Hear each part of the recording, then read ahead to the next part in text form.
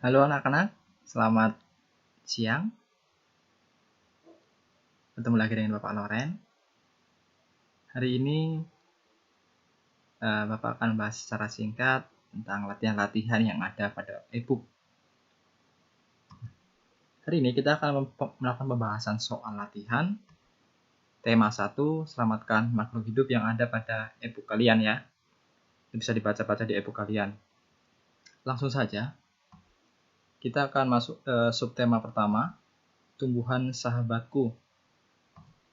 Kita langsung KD 3.1 menganalisis penerapan nilai-nilai Pancasila dalam kehidupan sehari-hari. Adapun soal-soalnya, kita lihat yang pertama. Nomor 1. Bersyukur kepada Tuhan Yang Maha Esa karena telah membuat tumbuhan padi tumbuh dengan subur merupakan pengalaman Pancasila. Sila berapa menurut kalian? Jadi, nomor 1 jawaban 4 adalah pertama. Mengapa? Karena ada keterkaitan dengan Tuhan. Bersyukur kepada Tuhan Yang Maha Esa. Oleh karena itu, dimasukkan ke sila yang pertama. Lalu yang kedua, merawat tanaman padi dengan menyiram secara teratur merupakan pengamalan Pancasila kedua. Ya, itu nomor 2. Lanjut ke soal nomor 3. Contoh penerapan nilai Pancasila ketiga adalah, jadi penerapan sila yang ketiga, ini adalah Persatuan Indonesia. Kira-kira apa? Jadi jawabannya adalah mengembangkan cinta tanah air. Nah, persatuan itu menunjukkan bahwa Indonesia itu memiliki keragaman. Yang adanya persatuan. Nah, disitulah kita diajak untuk mencintai tanah air kita dari beragam itu. Itu D, mengembangkan cinta tanah air. Lalu yang keempat, perhatikan gambar di bawah ini. Di sini ada simbol bintang. Coba diingat dulu. Nilai-nilai Pancasila sesuai dengan simbol di atas adalah 4. Kepercayaan terhadap Tuhan Yang Maha Esa, toleransi antar umat beragama, dan kerukunan. Mengapa demikian? Karena bintang merupakan simbol dari sila pertama. Berkaitan dengan Tuhan. Bagaimana kita percaya kepada Tuhan, toleransi antar umat beragama, dan rukun. Nah, karena itu, jawabannya adalah C. Lalu nomor 5, perhatikan tabel di bawah ini. Di sini ada 5 nilai-nilai Pancasila. Yang pertama, menghormati dan menghargai pendapat orang lain. Yang kedua, mengakui persamaan derajat, hak, dan kewajiban asasi setiap manusia tanpa membedakan. 3. Menghargai hasil musyawarah. 4. Mengakui dan memperlakukan manusia sesuai dengan harkat dan martabatnya sebagai makhluk Tuhan Yang Maha Esa. 5. Mengembangkan sikap saling menghormati kebebasan menjalankan ibadah sesuai dengan agama dan kepercayaan masing-masing. Nah, contoh penerapan nilai-nilai Pancasila di atas sesuai dengan sila kedua ditunjukkan pada nomor. Nah, yang ditanyakan adalah sila kedua. Mana kira-kira? Jadi jawabannya adalah B, 2 dan 4. Mengapa demikian? Kita lihat nomor 2. Mengakui persamaan derajat, hak dan kewajiban setiap manusia. Nah, bunyi sila yang kedua adalah kemanusiaan yang adil dan beradab. Berkaitan dengan manusia. Kita harus mengakui persamaan derajat. Nomor 2, benar ya? Kita lihat nomor 4. Mengakui dan memperlakukan manusia sesuai dengan harkat dan martabatnya. Nah, tepat kan? Sesuai dengan bunyi dari sila kedua Pancasila. Jadi nomor 5, jawabannya adalah B. Oke, sekarang kita masuk di KD yang baru. Menyimpulkan informasi berdasarkan teks laporan hasil pengamatan yang didengar dan dibacakan. Itu KD-nya. Lalu kita lihat soal yang pertama. Contoh cerita non-fiksi adalah, coba kita lihat, non-fiksi. Daerah yang mana? Laporan pengamatan. Mengapa demikian? Karena laporan pengamatan itu membutuhkan sesuatu yang nyata. Jadi bisa dilaporkan oleh pengamat. Jawabannya non-fiksi adalah yang B. Lalu yang kedua, jawabannya C. Mengapa demikian? Kita baca.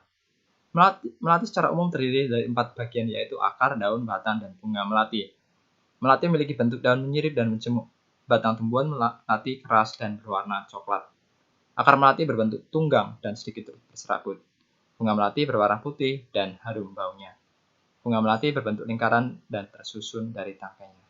Ciri batang melati berkayu tegak, bercabang, dan berkambium. Nah, ide pokok teks laporan pengamatan di atas adalah, ide pokok. Jawabannya tadi B, ciri tumbuhan melati. Nah, apa itu ide pokok? Ide pokok adalah ide yang dibahas dalam satu paragraf itu. Kira-kira apa yang dibahas pada paragraf ini? Dari awal sampai akhir, di sini dibahas adalah ciri dari tumbuhan melati. Mulai dari bagiannya akarnya daunnya seperti apa, bunganya berwarna apa. Nah, semuanya membahas tentang ciri. Nah, oleh karena itu, disimpulkan bahwa ide paragrafnya adalah B, ciri-ciri tumbuhan melati.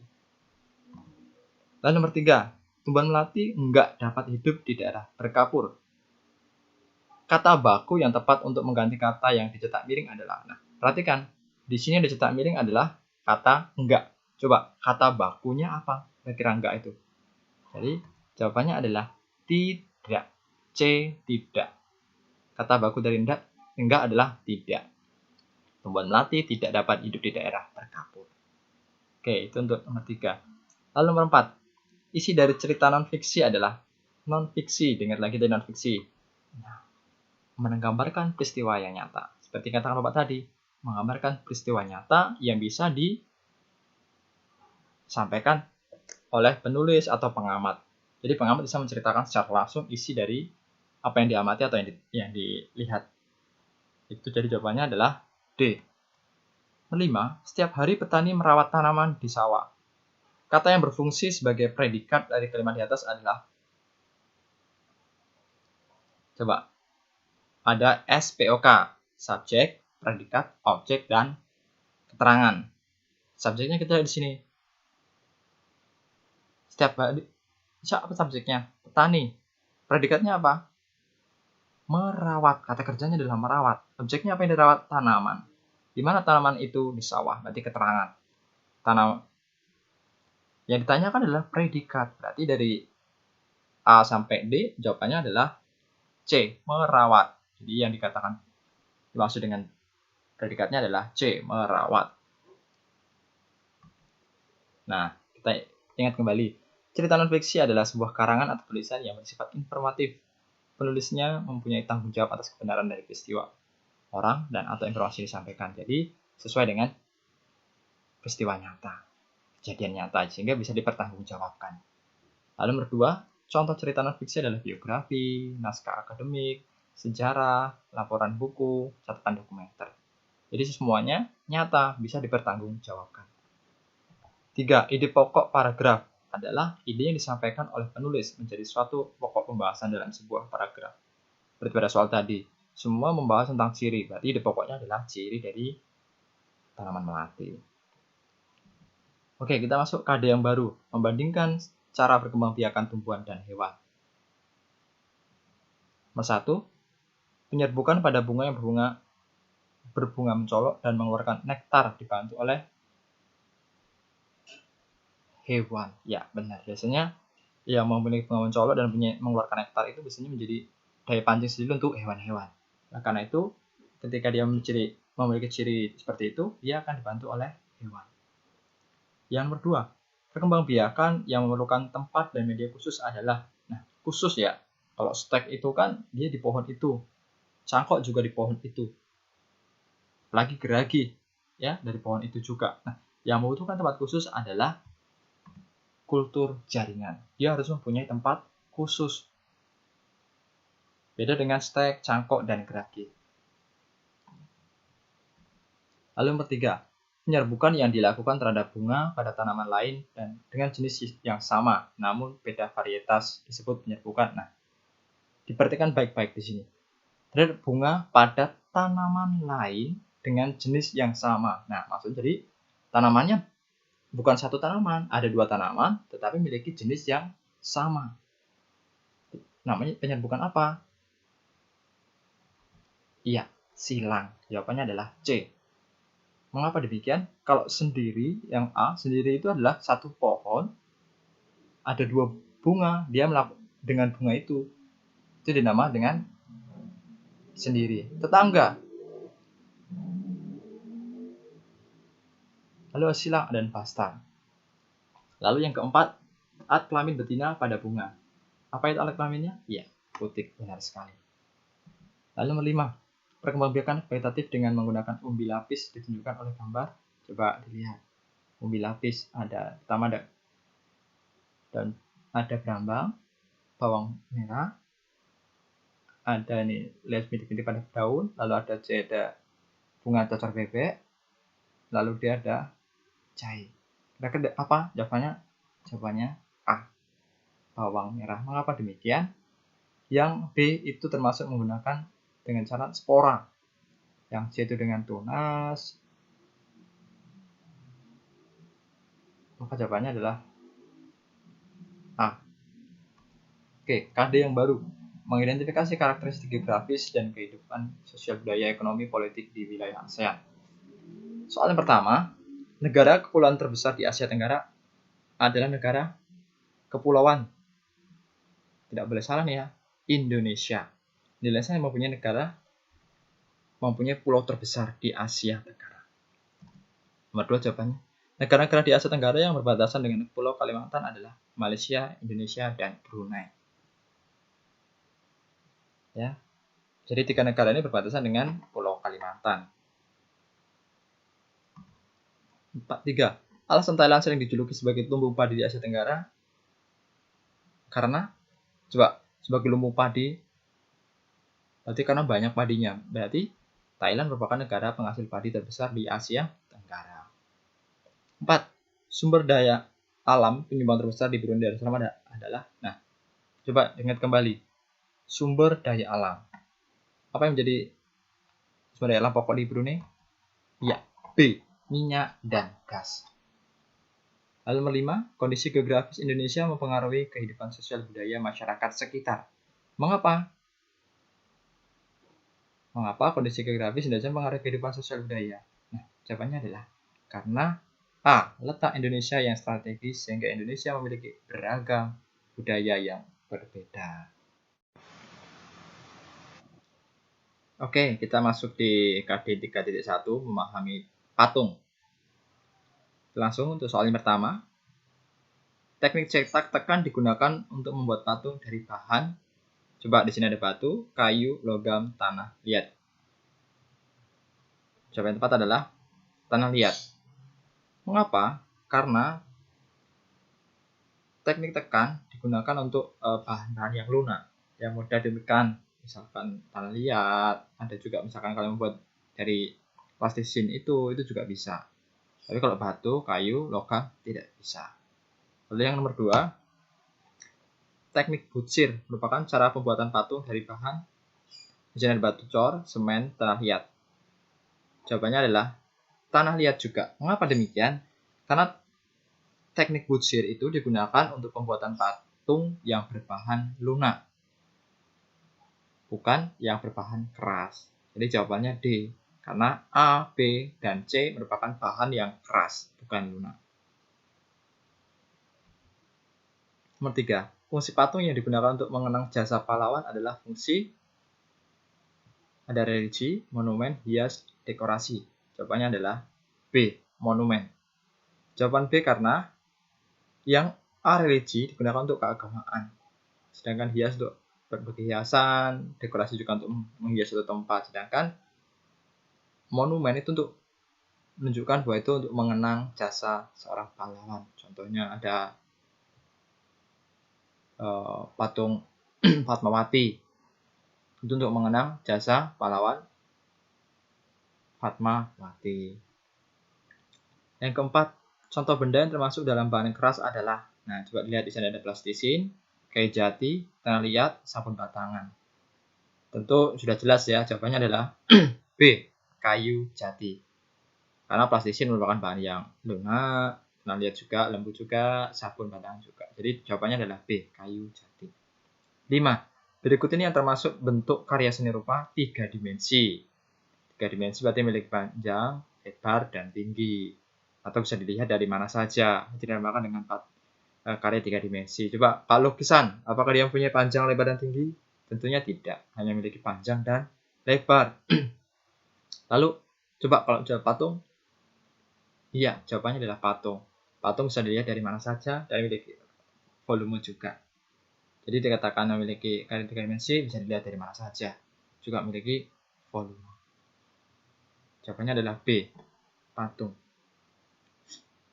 Oke, itu untuk subtema yang pertama. Sekarang kita masuk ke subtema yang kedua, hewan sahabatku. Langsung saja kita ke yang pertama, menganalisis penerapan nilai-nilai Pancasila dalam kehidupan sehari-hari. Langsung untuk soal yang pertama, perhatikan gambar di bawah ini. Di sini ada gambar kepala banteng. Nilai-nilai Pancasila yang sesuai dengan simbol di atas adalah, ingat dulu, kepala banteng adalah simbol dari sila ke 1, 2, 3, atau 4. Kelima, sila ke 4. Jadi jawabannya, ya, C. Mengutamakan musyawarah dalam mengambil keputusan bersama dan menghormati perbedaan. Karena untuk jawabannya A, itu masuk ke sila ke-2. Yang B, sila ke-5. Lalu yang D itu masuk ke yang sila pertama. Jadi jawabannya adalah C. 2. Contoh pengamalan Pancasila sila keempat dalam kehidupan sehari-hari adalah sila keempat ya. Jawabannya adalah B. Menghargai dan menghormati pendapat orang lain. Jadi atau di sini kita sama saja dengan memberikan kebebasan kepada orang lain untuk berpendapat. Jawabannya adalah B. Nomor 3, perhatikan gambar di bawah ini. Nah, kegiatan di atas mencerminkan sila ke, nah di sana kegiatan berdiskusi. Berarti kalau diskusi, sila ke berapa? Ya, sila keempat. Kerakyatan dipimpin oleh kebijaksanaan dalam permusyawaratan perwakilan. Jadi, kebersamaan mendiskusikan sesuatu itu tujuannya sama. Masuk ke sila ke-4. Perhatikan tabel di bawah ini. Nah, di sini ada 5 nilai-nilai sila Pancasila. Nomor 1, mengakui dan memperlakukan manusia sesuai dengan harkat dan martabatnya sebagai makhluk Tuhan Yang Maha Esa. 2, menghargai pendapat orang lain. 3, memberikan kesempatan kepada orang lain untuk beribadah dan merayakan hari besarnya. 4, melaksanakan hasil keputusan musyawarah secara bertanggung jawab. 5, menjaga keseimbangan antara hak dan kewajiban. Contoh penerapan nilai-nilai Pancasila di atas yang sesuai dengan sila ke-4 ditujukan pada nomor, coba kita lihat. Nomor 1, Tuhan Yang Maha Esa, berarti masuk sila pertama. Nomor 2, menghargai pendapat orang lain, sila ke-4. Nomor 3, memberikan kesempatan kepada orang lain untuk beribadah. Nah, beribadah dan merayakan hari besarnya. Masuk ke mana? Masuk ke sila pertama. 4, melaksanakan hasil keputusan musyawarah dengan secara tanggung jawab. Sila ke-4. Jadi bisa ditebak jawabannya ya B, 2 dan 4. Nomor 5, perilaku cerminan sila ke-4 Pancasila di sekolah. Di sekolah ya. Coba kira-kira apa sila ke-4? Ya, melaksanakan pemilihan ketua kelas. Nah, ketika pemilihan ketua kelas biasanya diadakan yang namanya voting. Nah, voting itu berarti kita memberikan kesempatan orang lain untuk berpendapat. Nah, di situ kita juga memberikan kesempatan orang lain untuk memilih. Nah, masuk sila ke-4. Oke, masuk ke berikutnya. Membandingkan cara pengembiakan tumbuhan dan hewan. Bergabungnya sel jantan dan sel telur disebut ya pembuahan. Ya, pembuahan itu terjadi setelah adanya penyerbukan. Penyerbukan baru masuk ke tahap pembuahan. Nomor 2, contoh hewan yang pembuahannya di luar tubuh adalah apa? Ya, katak. Katak itu sama seperti ikan, mengeluarkan telurnya di air. Tapi tidak semua ikan, ya, tidak semua ikan. Singa di dalam perut, ikan hiu di mana? Ikan hiu di dalam perut. Bebek di dalam perut. Mengapa ikan hiu tidak sama? Karena ikan hiu termasuk ovovivipar. Dalam perut dia menyimpan telur, dikembangkan, baru dikeluarkan dalam bentuk anak janin. Sedangkan kalau katak, dia mengeluarkan di air, baru nanti ada pembuahan di luar tubuh. Hewan yang bertelur dan melahirkan disebut juga bertelur dan melahirkan, yaitu ovovivipar. Karena vivipar itu dengan cara melahirkan, ovipar itu dengan cara bertelur, fragmentasi dengan cara membelah diri. Contohnya apa kalau fragmentasi, Pak? Contohnya ya cacing pipi dan pita itu dia melakukan dengan cara fragmentasi. Ovovivipar melahirkan dan bertelur. 4. Pembuahan di internal pada hewan adalah internal, berarti di dalam tubuh hewan. Apa kira-kira? Ya, jawabannya C. Penggabungan sel jantan dan sel telur terjadi di dalam tubuh. Karena internal, di dalam. Berarti adanya penggabungan sel jantan dan sel telur terjadi di dalam tubuh. Nomor 5. Pada hewan yang bertelur, embrio mendapatkan makanan dari dalam telurnya. Jadi dalam telur dia mendapatkan makanan. Kalau induknya itu berarti dia bukan telur. Ya, kalau telur dari dalam telur itu sendiri. Cangkang itu hanya digunakan untuk menjaga embrio di dalam telur. KD berikutnya, mengidentifikasi karakteristik geografis dan kehidupan sosial budaya ekonomi politik di wilayah ASEAN. Masuk soal pertama. Negara yang dijuluki lumbung padi dunia adalah negara Indonesia, Malaysia, Thailand, dan Brunei. Iya, Thailand. Karena Thailand merupakan salah satu penghasil padi terbesar di negara ASEAN. 2. Pertanian menjadi kegiatan utama di beberapa negara Asia Tenggara. Kenapa? Jawabannya adalah B. Kondisi geografis yaitu iklim subtropis dengan curah hujan tinggi dan sinar matahari yang sepanjang tahun. Karena apa? Pertanian itu sangat membutuhkan air dan cahaya matahari untuk proses pertumbuhan. Jadi, jawaban B adalah jawaban yang paling tepat. Iklim subtropis dengan curah hujan tinggi dan sinar matahari sepanjang tahun. Jika tidak ada sinar matahari, maka tumbuhan tidak akan maksimal. 3. Potensi perairan negara Laos adalah apa? Dari negara Laos yang dihasilkan apa? Dari perairan, yaitu ikan karper dan pars. Laos tidak memiliki laut. Jadi, tidak ada terumbu laut, terumbu karang. Banyak yang didapatkan ikan karper dan pars. 4. Persamaan kondisi geografis negara Filipina dan Indonesia adalah C. Filipina dan Indonesia merupakan negara kepulauan, sehingga sebagian besar mata pencarian penduduknya adalah sebagai nelayan. Filipina dan Indonesia itu negara kepulauan. Beda dengan Laos, ya, daerah pegunungan. 5. Brunei Darussalam menjadi salah satu negara termakmur di Asia Tenggara. Karena Brunei salah satu termakmur. Bukan salah satunya ya, tapi salah satu. Masih ada negara lain. Karena penduduknya bekerja pada sektor pertambangan. Jadi, Brunei Darussalam merupakan satu negara yang banyak hasil pertambangan. Karena itu penduduknya banyak bekerja di sektor pertambangan. Lalu, KD berikutnya, memahami patung. Nah, nomor 1, teknik membuat patung dengan cara memijit-mijit, menambah atau mengurangi disebut teknik membutsir. Itu menambahkan sedikit-sedikit. Sedangkan kalau memahat itu berarti mengurangi. Mencetak itu dengan adanya cetakan yang sudah ada. Konstruksi juga sudah ada. Jadi untuk yang memijit-mijit, menambah atau mengurangi, ada ketiganya itu membutsir. Lalu nomor 2, perhatikan gambar di bawah ini. Alat bantu digunakan dalam pembuatan patung seperti gambar di atas adalah, di atas itu kegiatannya adalah memahat, membuat patung dengan cara memahat. Tadi kira-kira apa yang dibutuhkan? B. Pahat dan palu. Yang dipegang tangan kanan itu palu, yang dipegang tangan kiri itu pahatnya. Jadi nggak mungkin pakai pisau karena nggak akan kuat.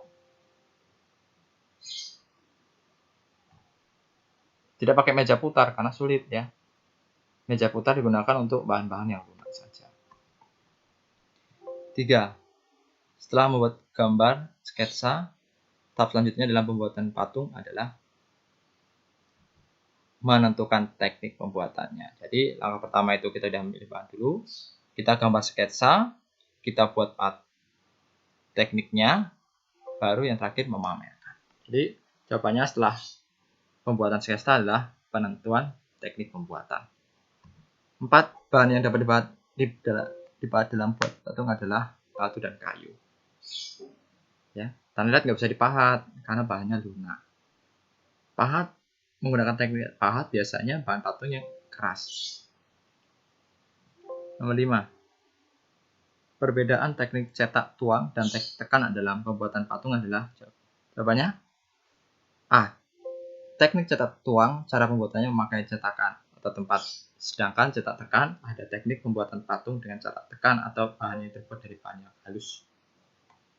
Itu untuk nomor 5. Oke, itu untuk subtema kedua. Sekarang kita masuk ke subtema ketiga. Ayo selamatkan hewan dan tumbuhan. Kita langsung saja menganalisis KD-nya 3.1, menganalisis penerapan nilai Pancasila dalam kehidupan sehari-hari. Nomor 1. Riko bersama kedua orang tuanya berdiskusi untuk menentukan jadwal merawat hewan. Kegiatan tersebut menunjukkan pengalaman Pancasila sila ke-4. Berdiskusi, berarti kan bekerja sama, mendiskusikan sesuatu dengan tujuannya sama, yaitu tujuannya adalah membuat jadwal. Berarti di situ masuk ke sila ke-4. Satu pengamalan Pancasila sila ke-5 terkait dengan sikap peduli terhadap hewan adalah jelas ya, yang A ya, memberi makan kepada hewan. 3. Perhatikan gambar di bawah ini. Bagian di atas mencerminkan sila nah di situ pameran. Kira-kira pameran itu kita diminta untuk apa? Kita diminta untuk menghargai, kita untuk melihat, menyaksikan, menghargai pameran itu berarti masuk sila ke-5. Mengapa sila ke-5? Nah, kita harus memberikan keadilan. Dia membuat, kita harus adil menilai. Pameran itu kan kita memberikan penilaian, jadi harus adil. 4. Nilai Pancasila menghormati dan bekerjasama antar pemeluk agama. 2. Menjaga keseimbangan antara hak dan kewajiban. 3. Saling menghormati adanya perbedaan suku, ras, etnis, dan agama. 4. Menghargai hasil karya orang lain. 5. Memakai produk dalam negeri. Kira-kira soalnya adalah contoh penerapan nilai Pancasila di atas yang sesuai dengan nilai sila ke-5 ditunjukkan pada nomor 2 dan 4. Menjaga keseimbangan antara hak dan kewajiban dan menghargai hasil karya orang lain. Mengapa bukan 1? Karena 1 masuk ke sila yang pertama. Mengapa tidak yang ketiga? Menghormati adanya perbedaan suku, ras, dan agama di sila ke-2. Mengapa tidak sila ke-5? Karena sila ke-5 masuk ke sila ke-3. Perhatikan gambar di bawah ini. Padi dan kapas. Ini nilai Pancasila yang sesuai dengan simbol di atas adalah, ingat dulu, padi dan kapas merupakan simbol dari sila sila ke-5. Jadi apa kira-kira nilainya? Ya, nilainya adalah bersikap adil dengan menjaga keseimbangan hak dan kewajiban. Karena yang A ini masuk ke sila yang kedua. Untuk yang C, cinta tanah air, itu untuk sila ke-3. Lalu yang D, percaya kepada Tuhan Yang Maha Esa, berarti sila pertama. Jadi jawabannya yang sila ke-5 adalah B, bersikap adil dengan menjaga keseimbangan hak dan kewajiban. Lalu KD yang berikutnya menyimpulkan informasi berdasarkan teks laporan hasil pengamatan yang didengar dan dibaca. Coba dibaca dulu sini. Bacalah teks laporan pengamatan berikut. Tanaman mawar secara umum terdiri dari 4 bagian, yaitu akar, daun, batang, dan bunga melati. Mawar memiliki akar berbentuk tunggang, bercabang dengan bekas pengangkut teratur. Cara pengembangbiakan dengan cara cetek batang yang ditanam kembali. Bentuk daun, mawar tulang menyirip dengan anak daun lonjong. Warna daun mawar hijau tua dan hijau muda.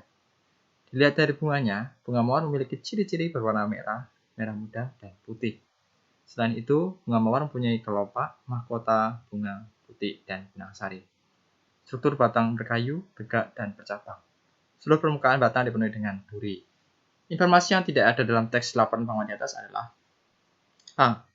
Mawar memiliki akar berbentuk tunggang, cabang, dan kertas pengangkut teratur. Ada ya, ada di sini ya, batang tunggang, ada juga dijelaskan ini tunggang, cabang, kayu. Yang B, cara pembiakan dengan cara stek. Nah, di sini ada tadi pembiakan dengan cara stek. Ada berarti kan?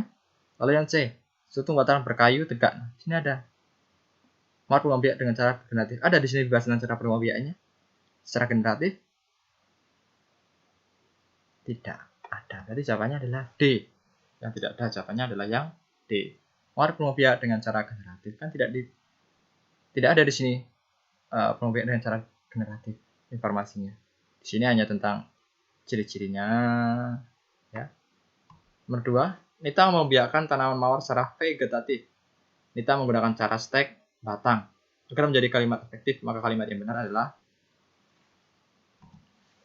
B. Nita membiarkan tanaman mawar secara vegetatif, yaitu dengan stek batang. Lebih mudah kan? Lebih mudah dipahami. 3. Pendapat pribadi yang diberikan setelah memperoleh informasi dari sebuah teks adalah, ingat, pendapat pribadi. Setelah kita memperoleh informasi, berarti yang dinamakan adalah ya, kesimpulan. Kalau ide pokok itu kan ide yang digunakan untuk pengembangan pokok paragraf. Kata kunci berarti kata-kata yang sering dipakai. Kalimat utama berarti kan kalimat yang digunakan sebagai penentu kalimat-kalimat yang lain. Sedangkan di sini ditanyakan adalah pendapat pribadi yang diberikan setelah memperoleh informasi. Berarti kesimpulan. Jawabannya adalah D. 4. Bacalah paragraf berikut. Bunga Rafflesia hidup di Taman Nasional Bengkulu. Bunga ini mempunyai ukuran diameter bunga mencapai 1 meter. Bunga Rafflesia disebut juga sebagai bunga bangkai karena baunya yang sangat kuat. Saat ini bunga bangkai terancam punah karena habitatnya terbatas. Pembangunannya yang dilakukan oleh manusia berakibat buruk terhadap habitat tanaman ini. Tanaman dan hewan langka banyak diburu oleh orang-orang yang tidak bertanggung jawab. Ide pokok paragraf di atas adalah ide pokok berarti ide yang dibahas dalam ini apa? Yang untuk pengembangan materi. Jadi jawabannya adalah B. Bunga bangkai yang terancam hidupnya. Di sini dijelaskan banyak hal apa yang menyebabkan bunga itu terancam hidupnya. 5. Perhatikan teks laporan berikut. Burung cendrawasih adalah kelompok burung yang tergolong ke dalam famili Paradiseidae. Burung cendrawasih bisa ditemukan di hutan hujan tropis di wilayah Indonesia, Timur Papua Nugini, New Guinea, dan Australia Timur. Burung cendrawasih merupakan hewan pemakan segala. Makanan utama burung ini adalah buah, namun burung cendrawasih juga pemakan serangga, udang, dan laba-laba dalam jumlah kecil. Pertanyaan yang sesuai dengan isi teks laporan atas adalah, kira-kira apa pertanyaan yang sesuai? Ya, jawabannya adalah A. Di mana kita bisa menemukan burung cendrawasih? Mengapa demikian? Karena di sini dijelaskan. Kita bisa menemukan di mana? Di timur Papua. Ya. Oke, hari berikutnya. Membandingkan cara pembiakan tumbuhan dan hewan. Soal 1. Hewan dan tumbuhan harus kita lindungi agar. Kenapa dilindungi? Agar terjaga kelestariannya. Nomor 2. Berikut ini merupakan faktor yang menyebabkan hewan terancam punah. Gampang ya? Kegundulan hutan. Karena ketika hutan gundul, maka hewan tidak memiliki tempat untuk tinggal. Nomor 3. Hewan yang terancam punah ialah hewan yang A. Jumlahnya sedikit. Mengapa? Kalau jumlahnya banyak berarti tidak punah. Kalau banyak hidup di alam bebas berarti masih banyak. Kalau berada di mana-mana berarti masih banyak. Jadi jawabannya adalah A. Jumlahnya yang sedikit. 4. Hewan langka yang dilindungi di Taman Nasional Ujung Kulon adalah jawabannya adalah A. Badak bercula. Nomor 5. Contoh pelaksanaan secara ex situ. Nah, ex situ dan in situ. In itu berarti di dalam tubuh. Ex situ berarti di luar. In situ itu di habitat aslinya. Ex situ di luar habitat aslinya. Berarti jawabannya adalah taman safari. Di luar habitat aslinya. Taman nasional itu taman yang asli, maksudnya juga asli, dan itu adalah habitat aslinya. Sedangkan taman safari adalah termasuk ke ex situ, di luar habitat aslinya. Kali berikutnya, mengidentifikasi karakteristik geografis dan kehidupan sosial budaya, ekonomi, politik di wilayah ASEAN. 1. Nongkoreach merupakan lagu bangsa dari negara Kamboja. 2. Ayah Riko akan berkunjung ke luar negeri sebelum berangkat. Ayah Riko menukar jumlah uang rupiah dengan mata uang baht. Misalkan jadi mata uangnya, negara yang akan dikunjungi adalah Thailand, ya. Fauna endemik dari negara Kamboja adalah fauna, berarti hewan atau tumbuhan? Hewan, ya. Kalau fauna itu hewan, kalau flora itu baru tumbuhan. Berarti apa? Ya, selada. Itu dari Kamboja. 4. Bunga rafflesia merupakan flora endemik dari flora. Tumbuhan dari mana? Dari Malaysia kah, Singapura, Indonesia, atau Filipina? Ya, jawabannya adalah C. Indonesia. Nomor 5. Berbagai jenis hewan yang hidup di suatu wilayah tertentu dikenal sebagai istilah. Coba, berbagai jenis hewan. Berarti hanya hewan. Apa kira-kira? Ya, fauna. Flora itu untuk tumbuhan. Ya. Kompetensi dasar. 3.1 memahami patung. Nah, tentang patung lagi. Soal yang pertama, cat yang sifatnya menutupi secara merata. Tekstur warna yang dihasilkan agak mengkilap karena ada banyak minyak sebagai bahan dasarnya merupakan jenis cat. Jenis-jenis cat. Yaitu cat poster. Ya, akuarel itu cara mewarnainya. Jadi jenis catnya itu ada poster. Kalau akrilik itu dia mudah kering. Jadi jawabannya B, poster. Pada hari Sabtu di SD Bintang Kejora akan mengadakan pameran. Agar pengunjung lebih teratur saat masuk ke ruang pameran, maka sebaiknya dibuatkan. Supaya teratur dibuatkan apa? Denah. Supaya lebih jelas. Oh, ini alurnya di sini, jalannya ke sini, ke sana. Jadi jelas ketika ada denah. Jadi dibuat denah. 3. Cat akrilik memiliki sifat. Ya, tadi udah Pak katakan. Mudah kering. 4. Pameran hasil karya siswa di sekolah bertujuan untuk membuat persaingan antar siswa agar karya lebih baik. Mengapa diadakan pameran? Jadi supaya anak satu dengan yang lain dia menampilkan karyanya. Ketika dia tahu karya ini, dia akan bersaing untuk mencari karya yang lebih baik sehingga layak untuk dipamerkan. 5. Tahap-tahap membuat pameran di sekolah. Jadi ada beberapa tahap, ada 4 sebenarnya. Tapi kita lihat di sini lebih gampangnya ada 2. Yang tentunya kita punya ruang, yang lalu ya kita punya hasil. Kalau nggak ada hasil, bagaimana? Apa yang kita pamerkan? Jadi tahap-tahap pembuatan pameran di sini adalah ada 2. Menyiapkan ruang pameran dan menyusun hasil karya. Jawabannya B. Oke, selamat mempersiapkan pilihan harian untuk hari Senin. Tadi pembahasan singkat tentang yang kita pelajari. Nanti kalian bisa pelajari dari materi-materi yang diberikan, dari PowerPoint, dari e-book juga yang diberikan, dibaca-baca, dipelajari, lalu dari YouTube. Belajar yang baik, selamat mempersiapkan, Tuhan memberkati.